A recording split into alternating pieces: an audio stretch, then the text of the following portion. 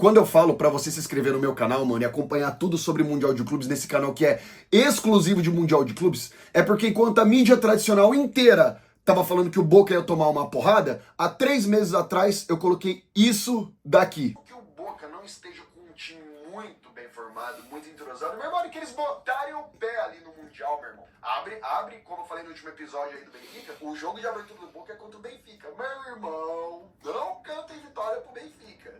Óbvio que olhando o que o Benfica tá jogando e que o Boca tá jogando, você fala, vai dar Benfica. Cuidado! Boca no Mundial. A hora que entrar essa azul e amarelinha, meu irmão, que o vai meter uma pré-eleição assim ali em cima deles, eu vou falar pra vocês, hein? Como vocês sabem, o Boca... Vamos pro vídeo. Campeão mundial de clubes! Canal que chapa no teu peito, chapa no teu peito, tudo sobre o Mundial de Clubes. Sejam muito bem-vindos ao canal Mundial de Clubes do Peito, canal que chapa no teu peito, tudo sobre Mundial de Clubes. Vai, velho, se inscreve no canal, deixa seu like, compartilha com seus amigos, dos seus grupos de WhatsApp, dá o like, porque o chapa no teu peito, tudo de Mundial de Clube, mano, eu acompanho há mais de 30 anos pra mostrar pra vocês que o Boca ia ser um time muito foda de ganhar, velho. Eu falei pra vocês. Esse é o boletim do terceiro dia dos jogos do Super Mundial. Galera, vamos começar, né? Que dia top, velho, que foi ontem. Bom dia pra você aí, tá? Vamos lá então. Então ontem nós tivemos o primeiro jogo apenas às 4 horas da tarde, Chelsea e Los Angeles FC. Chelsea, se vocês entrarem do jeito que vocês entrarem contra o Los Angeles, contra o Flamengo, vão tomar pau. Galera, incrível como o Chelsea entrou meio... Cara, não sei se foi falta de concentração, se não tava indo no ritmo de jogo. Meu irmão, Los Angeles FC começou jogando de igual para igual com o Chelsea. Eu fiz várias anotações, ó. O estádio tava com 1/3 da lotação, então tava com um bom número, uma torcida bem equilibrada e um bom número de torcedores. O Chelsea joga num 4-3-2-1 e o Los Angeles vem num 4-3-3. Pro lado do Chelsea, Palmer entrou, Pedro Neto, Madueke, Jackson, Caicedo, Lávia. O Chelsea quase entra com o time titular. Enzo Fernandes começou no banco. E do outro lado, que era a minha dúvida, Buanga, obviamente começou pelo lado esquerdo. Igor Jesus entrou no centro. O Segura foi muito bem avaliado, inclusive, depois a gente vai falar ele. O zagueiro colombiano do Los Angeles FC, que eu falei em outro episódio aqui, entrou muito bem. E Lohri também, então, no 4-3-3, com o time basicamente igual que jogou com a América do México. Galera, já nos 5 minutos já do jogo, Igor Jesus já me relembrou muito Yarley contra o Internacional. Driblando, tocando, sem medo. Os jogadores do Los Angeles FC driblando, indo no 1 contra 1, triangulando dentro do Chelsea. Chelsea no contra-ataque, subindo muito rápido as linhas, defendendo, mas o Los Angeles também atacando, tá? O Chelsea foi ter a sua primeira chance aos 17 minutos, tá? E o Lloris defendeu. Até 21 minutos do primeiro tempo, sem grandes chances por dois lados, e o Los Angeles FC com pressão. Não vou falar dominando, mas jogando muito bem. Parecia que o Chelsea ainda tava sem vontade. Eu falei, cara, se entrar assim contra o Flamengo, mano, na boa. Próximo dos 30 minutos, Los Angeles começou a ficar com a posse de bola e começou a ficar em cima. Perdia a bola, recuava. E o Chelsea sempre tentando contra-ataques. Palmer tentando ali conduzir mais o jogo, né? Palmer é um jogador muito bom, fazendo muitas inversões de bola, mas ainda não conseguia achar... Chelsea não conseguia achar espaço, cara, no Los Angeles. Eu achei muito bizarro isso, muito bizarro. Mas aí aos 33, num contra-ataque, o Pedro Neto puxa, deixa o zagueiro no chão e bate no canto do Lohri, quase com o ângulo fechado, 1-0 o Chelsea. Aí eu falei, bom, beleza, fizeram um gol, vamos ver o que vai acontecer, né? E aí aos 40, o Chelsea tem mais um contra-ataque, fim do primeiro tempo. Scanner, na pausa do primeiro tempo... Pra mim, tava bem equilibrado o jogo. O Chelsea, você vê que tinha um pouquinho mais de qualidade. Mas, na boa, Igor Jesus, Buanga, moendo, assim, muito, o time muito bom. Inclusive, o Bobice, o Ordaz, muito bem também, tá? Muito bem no jogo, assim. Eu gostei demais. Gostei demais do posicionamento do Los Angeles. E aí, velho, entra o David Martins. Esse moleque jogou muito, chamou a responsabilidade pra si. Começou a atacar o Chelsea, cara. O Los Angeles FC subiu ali e começou pressão, velho. 56, Buanga teve uma boa chance contra o Chelsea. Ali próximo aos 60 já o jogo voltou a ficar lá e cá, ataque pra cá, contra-ataque pra lá. Chelsea toda vez que chegava também era perigoso, mas eu gostei da postura do Los Angeles que não deixava o Chelsea respirar muito na intermediária. E lembrando que o Enzo Fernandes entrou logo no início do segundo tempo. E aí o Chelsea, mesmo sofrendo pressão do Los Angeles, o Enzo Fernandes ele conseguia dar muito mais fluxo pro ataque. Tanto que teve uma chance próxima ali dos 65 e depois foi lá e fez 2-0. Detalhe, muito bonita a assistência do Delop, viu? Palmer começou a ficar mais fluido, Palmer começou a chamar mais a responsabilidade para si, começou a dar fluxo pro ataque do Chelsea, mas o Los Angeles eu gostei demais da postura. Los Angeles, mesmo tomando o segundo, continuou indo para cima. Aos 80, o Bouanga de novo tentou ir para cima de 3, cara, e chutou meio que caindo. Então assim, cara, Pedro Neto foi eleito o melhor do jogo, fim do jogo. Qual que foi o resumo aí da ópera, cara? Eu achei o Los Angeles um time totalmente competitivo. O Flamengo tem que tomar muito cuidado. E Chelsea tem que tomar cuidado com o Flamengo, porque se entrar com essa postura que entrou contra o Los Angeles e Flamengo entrar 100% concentrado, o Flamengo tem totais chances de vencer o Chelsea. Eu não falo isso da boca pra fora. Eu falei isso aí com propriedade. Não tem. Chelsea tem mais qualidade, Chelsea tem um elenco mais caro, mas eu vou falar. Flamengo, do jeito que jogou Flamengo com aquela marcação do Felipe Luiz ali pra frente, Chelsea ganha de 2-0 e aí soma 3 pontos aí no grupo D. E aí, meus amigos, o segundo jogo, Boca e Benfica. Vocês já viram aí no início do jogo? Cara, o jogo do dia. O que eu sempre falo no canal, enquanto todas as mídias aí ficam falando, o Boca vai tomar um pau, o Boca perdeu pro Alianza Lima, tudo, eu falo, galera, tricampeão mundial, tem história no Mundial. Eu falo pra vocês, a hora que o Boca entra em campo, a hora que é Copa, a história muda. Existia a chance do Boca tomar um vareio? Cara, eu falo, a chance do futebol existe de qualquer coisa. Mas olhando o histórico do Boca Juniors no Mundial de Clubes, eu sabia que ia ser um jogo embaçado. E, cara, que postura do Boca Juniors. Que jogo do Boca. Que concentração do Boca. Boca começa num 4-2-3-1 para marcar um 4-4-2 quando o Benfica vinha, e o Benfica num 4-3-3. Benfica veio com o Otamendi, veio com o Di Maria, veio com o Pavlidis, muito bom, veio com o Sanches. E o Boca, meu amigo, ele realmente usou o Merentiel, Velasco como MAT, o Palácio na direita, o Zenon na esquerda, o Bataglia e o Herrera ali. O Figal e o Ayrton Costa de zagueiro central com o Marquezinho no gol, tá? Lateral esquerdo Blanco e o Advíncula, que também jogou, na minha opinião, bem, na direita. Galera, o Boca mordia todas as bolas na intermediária do Benfica. Na intermediária ele tinha muita roubada de bola, ele tava mordendo todo o lance. O jogo começou, meu amigo, o Boca começou, tipo assim, tentar anular o Benfica. E o Benfica só errando passe longo. Passe longo, tentava fazer inversão, errava, tentava botar enfiar atrás e o Boca tirava todas, cara. Eu falei, extremamente concentrado, meu amigo. Mordendo, cara. Mordendo.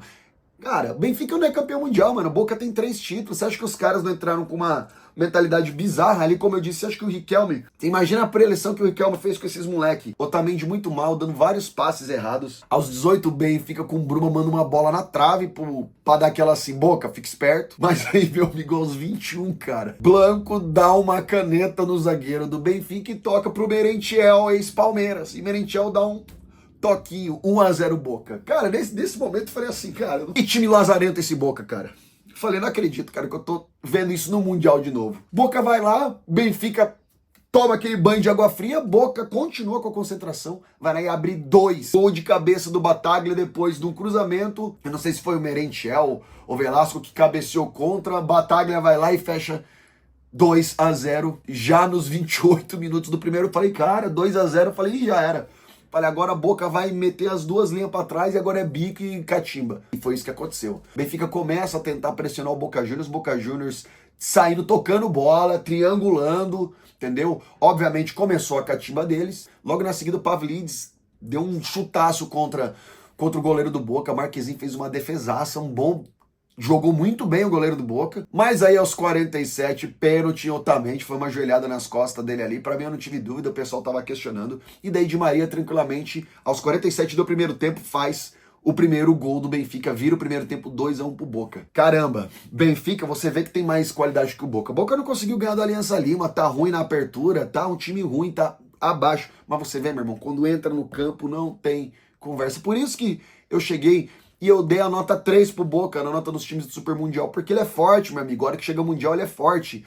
A mídia tradicional inteira falando assim, vai tomar pau. Eu falei, mano, quanto o Benfica, a Boca tem chances tranquilas de ganhar. Quanto o Bayern, eu acho que é o jogo por uma bola.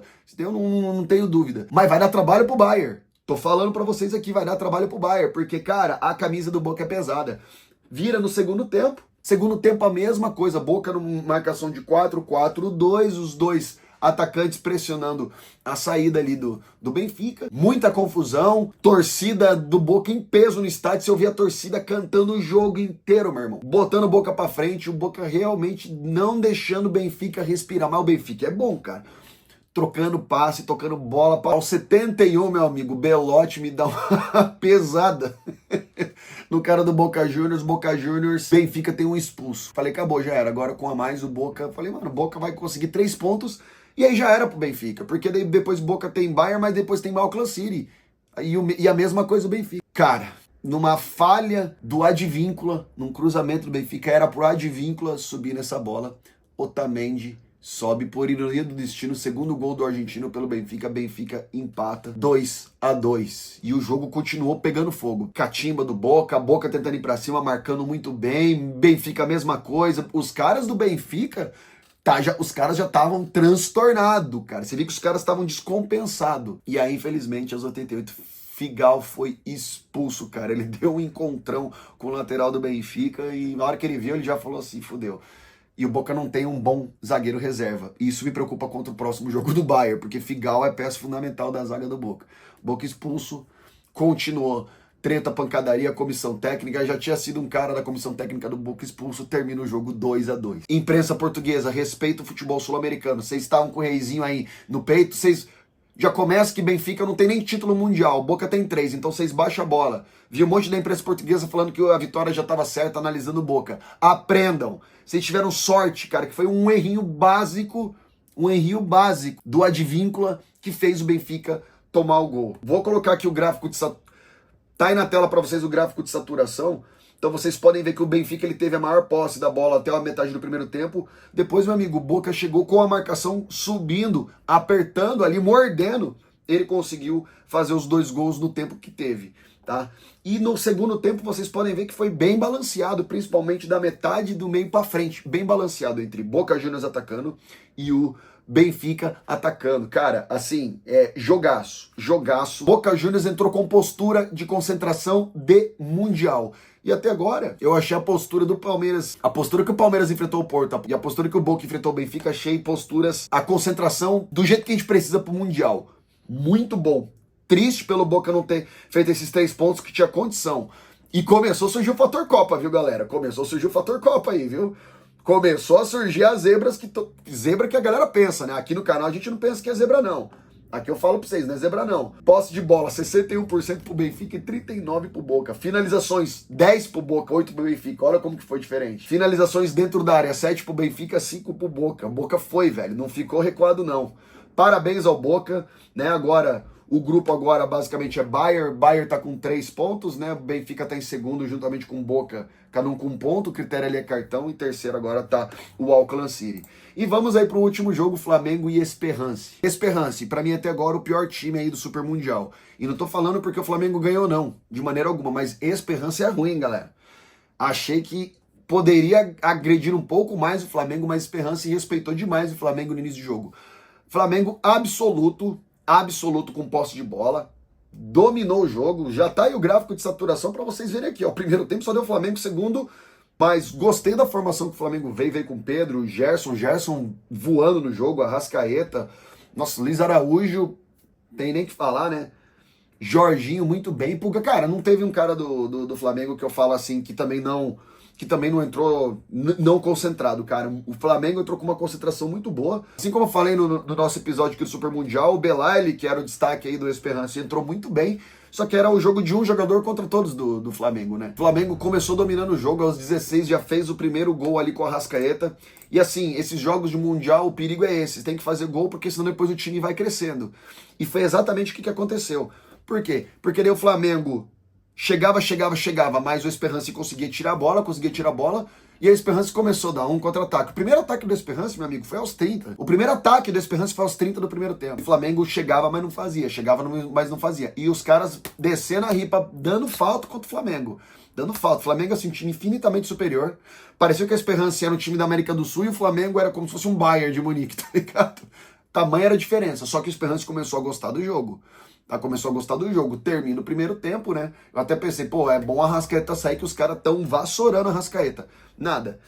Iniciou o segundo tempo. O Jorginho muito bem, assim, o Pedro eu achei ele um pouco abaixo, tá? O Pedro tava um pouco abaixo, não achei que jogou, não que não tenha jogado bem, ele teve uma chance ali que, no primeiro tempo, que foi um perigo, uma chance de gol, mas Pedro tá abaixo, assim, eu não tenho dúvida. O Flamengo no segundo tempo continuou, só que daí, cara, o Esperance começou a subir a linha. Começou a subir a marcação, os caras começaram a correr. Você vê que era um time limitado quando pegava a bola. Asterisco para dois caras do Esperance, como eu já disse. Belaile, esse volante do Esperance, Onushi Ogbelu, da Nigéria. Eu nem falei dele, acredito que no episódio do Super Mundial. Esse cara jogou muito. Esse cara, toda bola que ele ia, você sabia que ele ia driblar, que ele ia tocar bem, ele ia defender bem, corre bem, ele saía da marcação do Flamengo. Esse volante nigeriano aqui, cara, esse me chamou a atenção, cara. Assim, ó, não tem o que falar, esse cara jogou muito bem. Inclusive, até discordo da nota aqui que deram pra ele, porque ele jogou muito bem, tá? Mas aí o Esperance começou a gostar do jogo, começou a oferecer um pouco de perigo. O Rossi, quando precisou trabalhar, trabalhou bem, defendeu bem, tá? O Belaile, cara, o cara, toda vez que ele pegava a bola, esse centroavante do Esperance, ele fazia uma graça. Dava um drible, um chute, tentava dar um chapéu, às vezes uma caneta, puxava a bola, tentava levar um, tocava pro lado, mas um time totalmente limitado, assim, pra mim até pior do que Inter Miami e o Esperance. E aí o Flamengo faz substituições, né? O Flamengo bota o Bruno Henrique no lugar do Pedro, o Plata no lugar do Gerson, Chael no lugar do Arrascaeta, não entrou muito bem, e o Alan no lugar do Jorginho. E aí o Flamengo começou a dar mais gás. O Michel tava abaixo, o Bruno Henrique bem abaixo também do normal, não jogou bem. Agora o Gonzalo Plata, meu amigo, que entrou no lugar do Gerson, joga muito. Aí o Flamengo mesmo, o Esperance tentando alguma coisa, o Flamengo vai lá, e aí aos 70 do segundo tempo, Luiz Araújo recebe um passe do Jorginho, mas na medida na quina da área. O Luiz Araújo só tocou com a esquerda assim pro lado e deu na bochecha. O zagueiro da Esperança estava mal postado, mas a bola faz uma curva, entra na gaveta, 2-0 Flamengo. E aí depois, obviamente, vocês podem ver no gráfico aí que o Esperança chegou e começou a fazer pressão, mas o Flamengo defendeu muito bem. E fim de jogo. Nota, Flamengo tem que jogar um pouquinho mais. Tinha que ter fechado esse caixão aí no primeiro tempo, mas cumpriu a missão. Esperança é o time mais fraco do grupo, com toda certeza. Então, assim, cumpriu a missão, mas prepara. Flamengo tem que entrar mais efetivo, tá igual o Palmeiras, que chegou e não fez. Flamengo era pra ter metido uns 4 aí. 4, 5 pela posse de bola, pelo número de chute de gol. Olha o dado aqui, ó. 69 de posse pro Flamengo e 31 pro Esperance. Tá, finalizações 11 contra 6. Caramba, o Palmeiras teve 17. Imagina. Palmeiras contra o Porto teve mais finalização que o Flamengo. Palmeiras teve 17. Precisa finalizar, mas chegava, mas não chutava tanto. Passes do Flamengo 701 contra 317 do Esperance. Cara, o Flamengo foi muito superior, tá? Muito superior, não tem o que falar. Tá aqui o resto dos dados aqui, finalizações fora, dentro da área. O Flamengo foi superior em todos os dados, né? Então agora, Flamengo é o líder do grupo, o Chelsea é o segundo e os outros dois times do Los Angeles, o Esperance, estão com 0 pontos em quarto lugar. Então assim, galera, resumo da rodada. Mundial não é brincadeira. Mundial não é brincadeira. Se você não entrar concentrado, você se ferra, porque todos os times não são bobos. Los Angeles FC teve chance contra o Chelsea, a hora que chegou fez por conta da efetividade, mas não é um time que jogou bem, na minha opinião. Fez o que tinha que fazer, tá? No segundo, Boca tá de parabéns, infelizmente tomou o empate, mas teve totais condições de ganhar o jogo do Benfica, e se ganhasse, provavelmente já tava nas oitavas de final. Vamos ver o que vai acontecer agora contra o Auckland City e contra a Bayern. Pau vai torar, é tricampeão mundial. E Flamengo cumpriu a missão, precisava ter feito mais gols, poderia ter feito mais, dominou o jogo, mas depois deixou o Esperance atacar, conseguiu controlar bem o jogo no momento necessário, e depois que fez as substituições, mostrou o time que também, junto com o Palmeiras, é o mais forte aí do Brasil, beleza? E hoje, né, galera, hoje nós vamos ter vários jogos. Começa com Fluminense e Borussia Dortmund, um jogo dificílimo logo agora após o almoço. Renato Gaúcho tem tudo para surpreender o mundo. Não vamos cantar vitória, mas Fluminense tem condição de ganhar do Borussia Dortmund? Eu acredito que tem sim, tá? Tem condição. Mas vamos ver o jeito que o Renato Gaúcho vai montar o Fluminense, tá? Tem algumas peças ali que são fundamentais para trabalhar o contra-ataque em cima do Borussia. Vamos ficar bem atento. Depois nós vamos ter River Plate e Urawa Reds. Acredito que o River só tem que tomar cuidado que o Urawa não é time besta e vai muito... É um time que sabe atacar muito bem, é que não sabe se defender muito bem. Então se o River não botar o seu ritmo de jogo, vai tomar gol do Urawa. Cuidado, mas acho que dá River. Aí às 19 horas nós vamos ter o Sanga Deima Melody Sundowns. Cara, esse jogo eu quero ver, cara. Agora é um dos melhores times da Coreia contra um dos melhores times da África. O que vai dar nesse jogo? Esse daqui, por mais que eu acredito que o estádio vai estar mais do que vazio, vai ser um jogo massa de assistir. E às 10 horas da noite, Monterrey e Internacional de Milão, que eu acho que é o jogo do dia, a gente não pode perder. Vamos ver o que o Sérgio Ramos vai fazer ali para coordenar esse time, o capita do Monterrey vai fazer para coordenar, para aguentar a Internacional de Milão, que tem técnico novo, o Kivu. Cara, se inscreve no canal, deixa o seu like, compartilha com seus amigos, com seus grupos de WhatsApp. Esse foi o boletim do terceiro dia dos jogos do Mundial. Sabe por quê? Porque eu chapo no teu peito tudo de Mundial de Clube. Até a próxima.